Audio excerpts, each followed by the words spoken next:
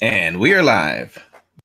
Good morning, everyone. It's V, the Guerrilla Economist, coming to you live with my main man, CJ, aka El Cuco. And we're bringing you the news, the views, and all the information that's important to you. Check us out, roguemoney.net. Follow us on Twitter at the Rogue Money and Rogue Money on Facebook, DTube, Steam It, every single place you want us to be. We're there, even on Apple News, the stupid little app they have on their phones. Anyway, with that being said, folks, check out our sponsors, remaincom.net, remaincom.net, whether you need funds to get whatever you need, whether it's cryptos, investments, you want to buy property, you want to, I don't know, maybe get a Porsche 911 Turbo because you just want to do it. remaincom.net will get you the funds that you need, unsecured, up to $600,000. Also, check out if you needed your credit fixed and maybe your score is not that great. Maybe you had some bills that dinged you bad over the holidays. You need to get yourself a financial reset. remaincom.net is the place to be. Check them out. Also, with that being said, folks, check out mygoldusb.com, mygoldusb.com with the silverback. We're going to be making training videos on how to utilize it because, some people just have some trouble. So but overall, it is the best when it comes to securing your crypto wallet, the whole 9 yards.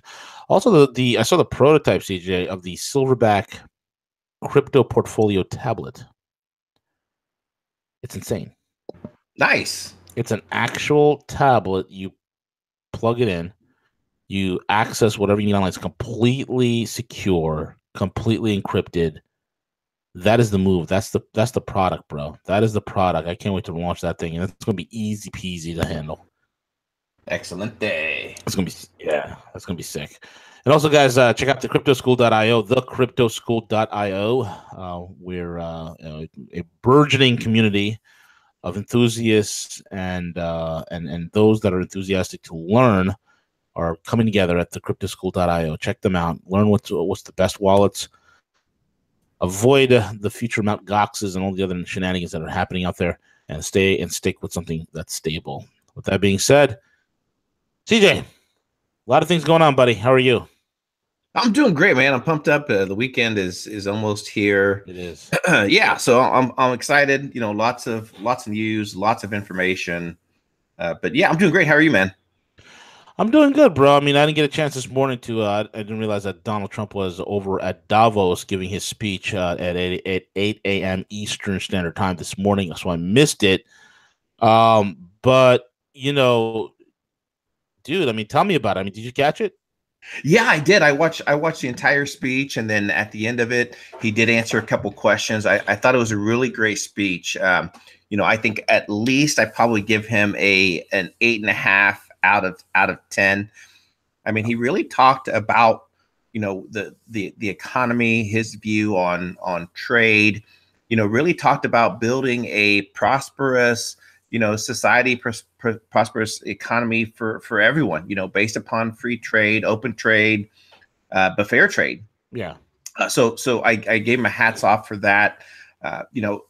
One piece of it that I think that a couple of things real quick. Just the second thing that I think he kind of tied it back into a lot of foreign policy, which I think it may have been that way just to kind of appease his generals and everything. But I may be wrong, V, but I think that's what a lot of people feel like globally in terms of the U.S. is that we tie too much, and Harley mentioned this, we tie too much of our economy based upon our foreign policy and our military industrial complex.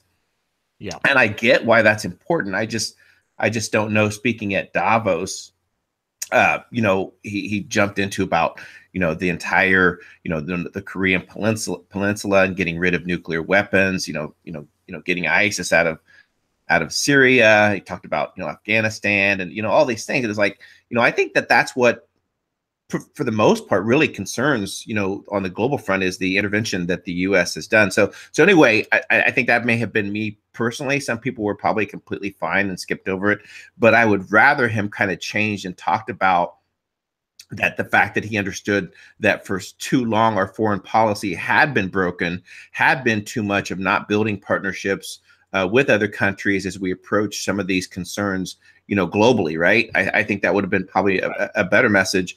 And then also really championing the numbers. He's very numbers driven. I love numbers as well because it's real. It's something that you can measure.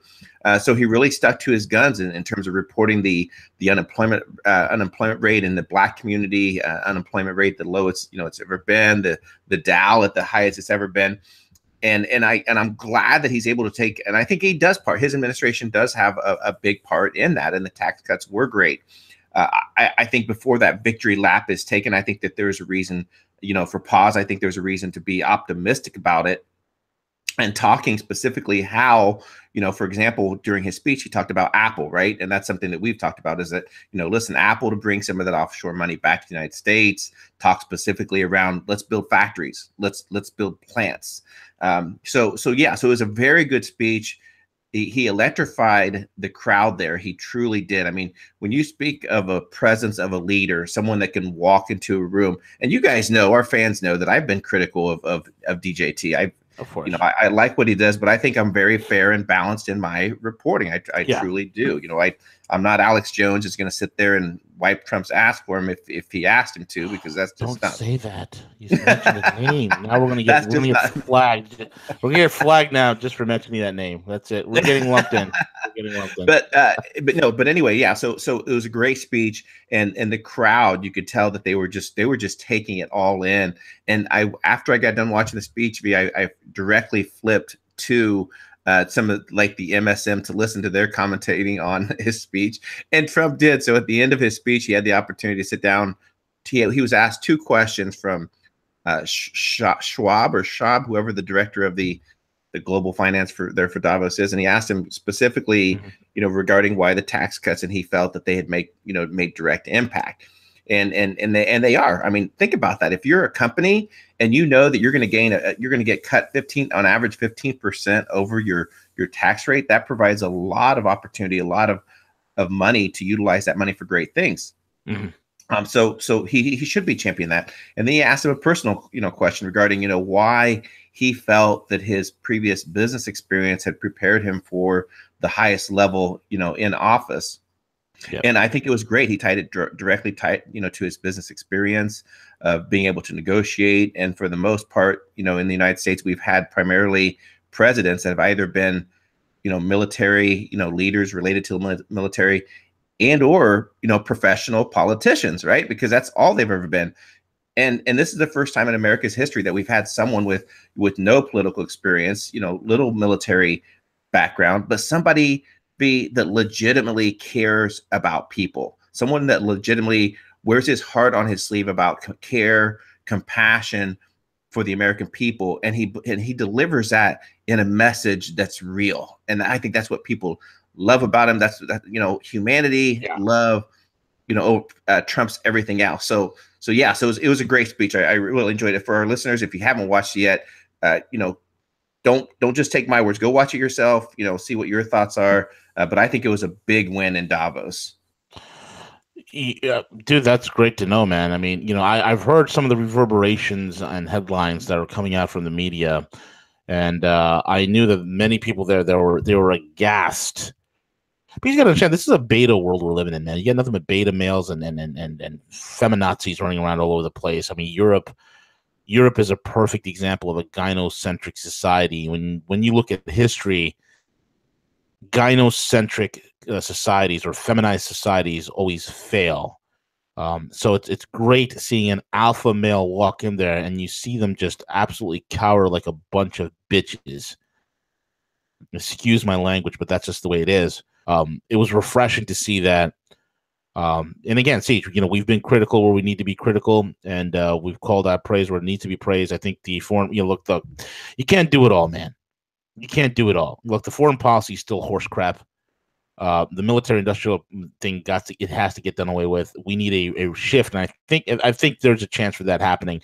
The things that need work on, at least there are glimmers of light, right? There's glimmers of light in the areas that need to be worked upon. And that being said, also, unlike the Obama administration or the Clinton administration or anything like that, there were no glimmers of light. There was no. This is what you got, and that's it. And nothing was going to change. So there was no hope that our insane foreign policy would ever change. There's no hope that, some of the tyrannical laws that have been clamped down upon us and foisted upon our necks would ever be, reverted or put away or removed. And it's great to see this type of change, and I'm glad to see that Trump is doing something. I feel hopeful. There's don't get me wrong, man. I'm not, for the people that listen, don't get me wrong, folks. I'm keeping my eyes open, and I am being critical. And I'm using that old Reagan method, CJ, the trust but verify. Right. But at least we have a freaking fighting chance. Is he perfect? Hell, no, he's not perfect. But you want to know something? He's the best thing we got in there for a very long time, bro. Yeah, it's his first year, right? It's going to the second year. And just real quick, B, just a couple other points on that. He did take the opportunity to slam the MSM. I love it, which was fantastic. I'm glad that he did it. And even the panelist that was interviewing him, the Schwab guy, even did agree with him that, listen, it's for the most part, it is unfair how they take your words out of context and they completely shift things around, and that was a great move. And then also he spoke dramatically of what you just alluded to. He specifically said, imagine how much things differently would be right now if Hillary was in office, and he talked specifically about that. Yeah. So he really didn't hold anything back.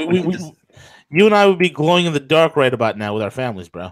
So we had the chance not only to watch the great presentation by a president, something that you would think of a leader staying on script, delivering a great speech, but then someone when asked had the opportunity to go right off the cuff and lay out what his vision was. So I really enjoyed it. Go check it out if you haven't done so.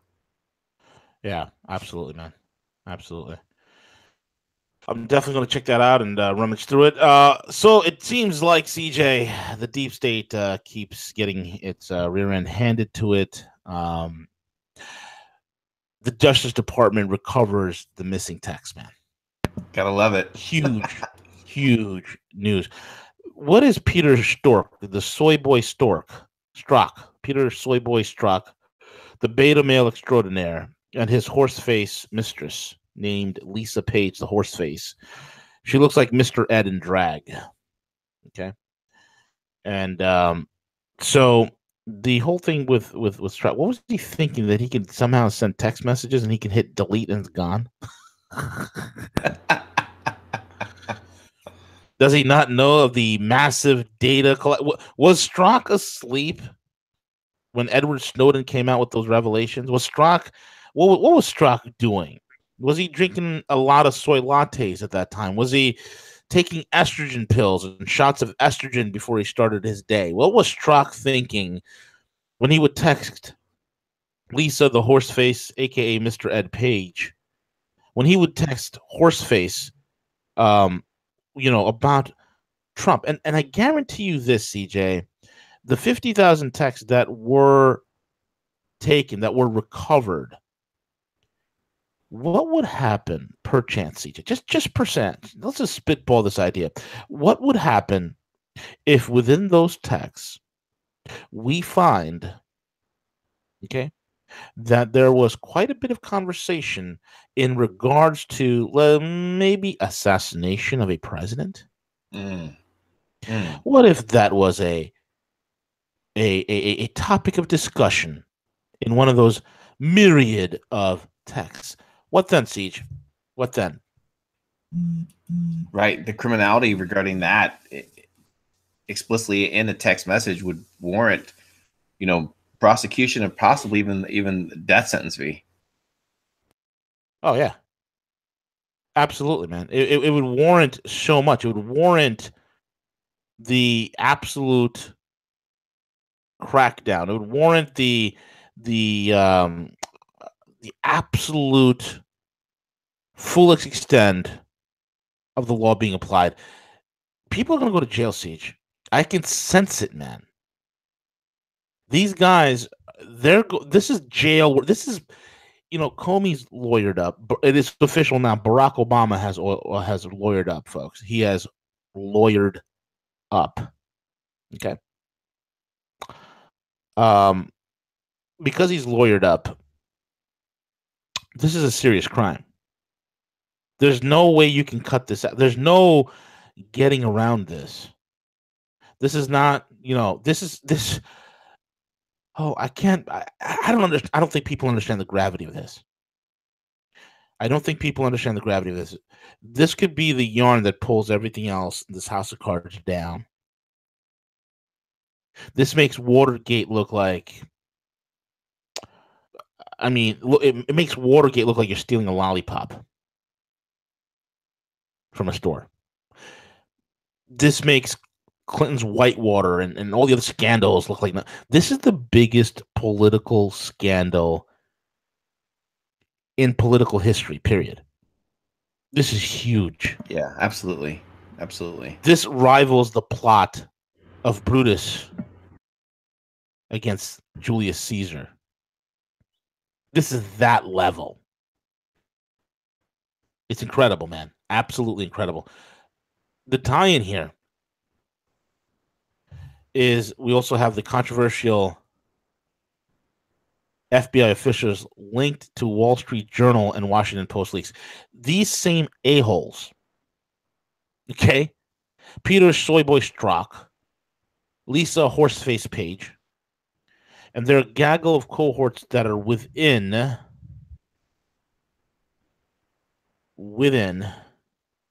the FBI were the characters who were leaking to the Washington Post and the Wall Street Journal. There's been a great deal of speculation about Strzok and Page leaking to the media in an effort to shape stories conducive of their pro-Clinton, anti-Trump efforts. Folks, you got to understand, Strzok and Page, the soy boy and the horseface, are just underlings of a much bigger plot. Soy boy is going to sing like a connect. Oh boy, he is going to sing. He is going to sing, CJ. He's going to be hitting some notes. Big time. Leaking this information to the press. I mean, right there alone is prosecution, and they have this text string now. It has they have published it, linking directly to Devlin Barrett who was formerly at the Wall Street Journal, now at the Washington Post, and here these two idiots are texting him memos about the investigation and everything. Just the criminality, just the charges keep adding up against these characters. It is unbelievable. It's unbelievable. And, Senator Grassley leaked some of their texts online. It's quite interesting to see this. Quite interesting to see this. This is just going to turn into a bigger ball of wax. This is turning out to be worse. It's worse than we thought, CJ. Yeah, it's massive, and for Trump, I hope that he does not testify at all. I think there's no need at this point. I still think that they need to go ahead and just fire Mueller based upon the amount of corruption, everything that's involved. Stop wasting the American taxpayer dime. Stop wasting the time on this, because like we've said numerous times, no matter what he does, the MSM, the career politicians, they're going to hate it regardless. So let's just have at it. Let's roll the dice and let's go with it. Let's fire Mueller. Let's fire Mueller. Let's put this past us so that we can focus on the U.S. economy, focus on getting folks back to work. I mean, there's so much more could be accomplished, and to think that he went through a year under that amount of scrutiny and he was still able to accomplish certain things for us. But how much more could have been done if these individuals, these folks, wouldn't committed crimes that are treason against not only Donald Trump but against the American people? V. Oh yeah, dude, totally, 1000%. Now here's the other deal. All right, the bombshell 4-page FISA memo alleging egregious, an understatement right there, surveillance abused by the FBI, the DOJ, and the Obama administration specifically names FBI Director Andrew McCabe, the deputy director. former director James Slim Shady Comey, and Deputy Attorney General Rod Rosenstein. These guys were literally, this is amazing. The GOP authored memo made waves last week after it was made available to the full House of Representatives reviewing, with over 60 GOP lawmakers calling for its release. Capitol Hill sources on both sides of the aisle tell the Daily Beast that it's only a matter of time before the general public is allowed to view the document, which is likely to stoke an already inflamed tension between the GOP lawmakers and individuals named in the leak. Massive. This is not going away. No, this is getting worse. There's no way. The media tried today. I'm not sure if you've seen what's streaming right now. As far as the MSM, the MSM is already trying to flip the narrative, which is just insane. They never learned. So what they're stating now is that Trump several months ago demanded that Mueller was fired. However, his attorneys advised him not to do so. So that's what's trending right now. Instead of focused on the amount of corruption that's being exposed here, they're focused on something that Trump, didn't say several months ago. Just incredible, V. But you can't hide the criminality behind this. Unbelievable. You simply cannot. You simply cannot hide the criminality. It's it's just not going away. And the fact is, these guys, the mainstream media, is full speed ahead. Russia collusion, full speed ahead, knowing fully the fact that even the CNN reporters are saying, "Hey, you know what? The public doesn't give a damn about this Russia collusion. Maybe we should stop it." No. Full speed ahead. Jeff Zucker is no longer with. I think he got fired from CNN. The CEO of CNN. Yeah. I don't know if he got fired. He's trying to get a job at ESPN because he's just a friggin' moron. And even with Zucker gone, right? It's still full speed ahead. Russia collusion. The latest in the Russia collusion. These people are going. When this whole thing blows through, I don't think there would be a CNN existing anymore. I don't think so either. I don't think they'll be able to. They are the worst. Not even MSLSD has completely reverted into just straight up identity politics. You got everybody there. You got the angry black woman. You got the crazy Asian guy. You got the Hispanic guy with the chip on his shoulder. You got the Middle Eastern guy who hates everybody. I mean, it's quite a show over at MSLSD. Okay, so they've gone full SJW libtard. They went full identity politics. They'll survive. They're going to catch what's left of the smoldering mess of viewers.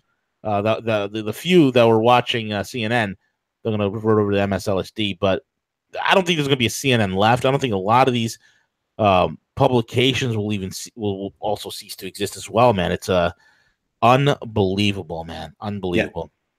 Yeah. Here's what I foresee happening. I think that businesses will be quicker to reform some things in terms of their, social justice applications. The previous leadership that Obama was trying to indoctrinate into our companies, right? With, Starbucks and all this, they will quickly change tunes when they see all this reform. They see globally the acceptance of, Trump's economic plans, and they'll buy into that. Then they will tie that directly into his narrative with fake news and CNN, and they'll be like, okay, why are we spending advertising dollars on CNN when the American people hate it? And that tide will shift, and it will eventually, that we will see CNN advertising revenue plummet, which will lead to, again, more chaos, more change in leadership there, and hopefully this year the demise of CNN completely. Oh man, totally, 1,000%. I think we're heading in that direction. And on top of this, man, the fear mongering, the fear porn has gone to levels not seen since God knows what. Everybody's talking about the doomsday clock is 2 minutes to midnight.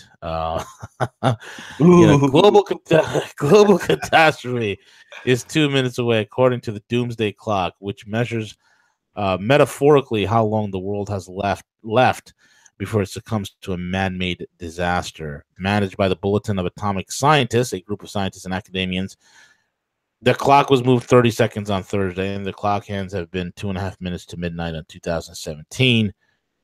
Rachel Bronson, Bulletin of the Atomic Scientist CEO, said that this year that nuclear weapons and the unpredictability of nations holding them were a major consideration.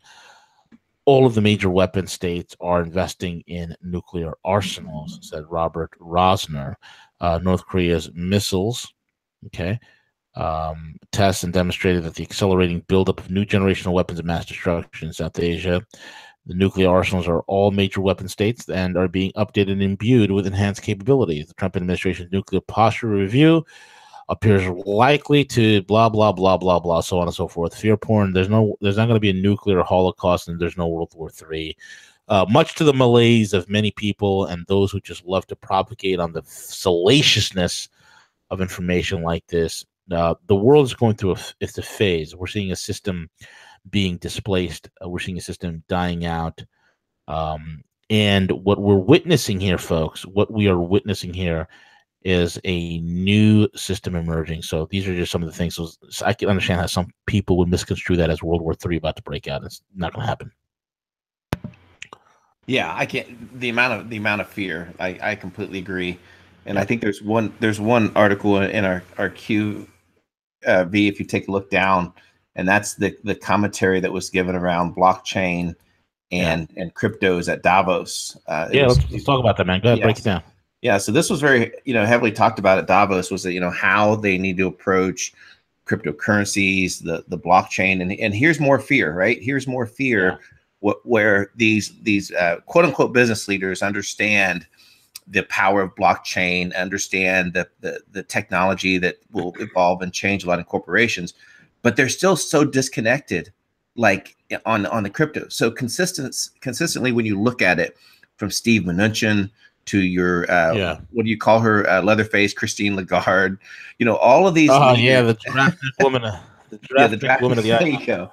So when you look at this, they all come out with pretty much kind of the same commentary, that the fact the anonymity and lack of transparency, and this is quote unquote from them, and the way in which it conceals and protects money laundering and financing of terrorism is just unacceptable. It needs to be taken into account. But then there will be innovations coming out, and those movements, Lagarde, a former finance, So the fear regarding the cryptos, to understand that the cryptos have a way of systematically taking the control out of these globalists, of these people that want to continue the current financial system that we have, that has been so successful. Jesus, it's unbelievable. It's hilarious, man. It's hilarious. Look, if you want to launder money and this, that, and the other, blockchain is not what you want to use. Cryptocurrency is not what you want to use. You want to use readily available currency that's available for everyone, and that is the number one currency in the world for terrorist financiers, is none other than the U.S. dollar. It is the preferred currency of terrorists, is the United States dollar. In fact, you'll be shocked to see the hundreds of thousands of dollars that were recovered from former ISIS headquarters. I wonder who was passing these dollars out to them, CJ. That is the multi-trillion-dollar question. I wonder who. What agency CJ, has the capability of doing such things? V, and then also let's not forget. Yeah, and let's not also forget the banks that are so happy to conceal these these account of these drug cartels and their millions of dollars of accounts that they're so happy to collude with. Oh, absolutely. Absolutely. They love that collusion. They love the laundering, having it, based on liquidity. Look, globalists and banksters want drug dealers and terrorists to use the dollar and not Bitcoin. They don't like Bitcoin because Bitcoin is competition. So they want to keep the narcos and the terrorists on fiat. Okay? Why? It's a known stinking fact that a lot of these major banks do money laundering for drug cartels, narco traffickers, human traffickers, smugglers, terrorist organizations. This is a known fact. You can't get around that fact. Okay? So they need to have. What the hell is this? Somebody's calling me. Yeah, go ahead. Just kill that. All right, cool. Yeah, so they need to have, okay, an insurance, because they have no liquidity. There's no liquidity for these guys to get. Whatever liquidity they have is if they're not getting narco money, like Wells Fargo used to get, right? If they're not getting narco money, they're going to create 1,000,000,001 fake accounts like Wells Fargo in order to create whatever liquidity they got. So they don't like competition. Of course, they're going to be poo-pooing cryptocurrencies. That's why there's an emphatic push by the intelligence agencies, by the big banks. Okay, there's an emphatic push for these terrorists and these characters to use dollars because it's a black economy. It's a black economy. I mean, come on. This is what's happening in the world, guys. Can we have an adult conversation? Anyway, moving forward, Siege. Yeah, real quick, just want to make our listeners aware. This will probably be a news flash hitting that there is a crypto exchange that's having some issues. CoinCheck, which is based out of Japan, I believe. I need to scroll through this article real quick. It looks like they have currently ceased any type of selling and trading. They published on their website, announcing this.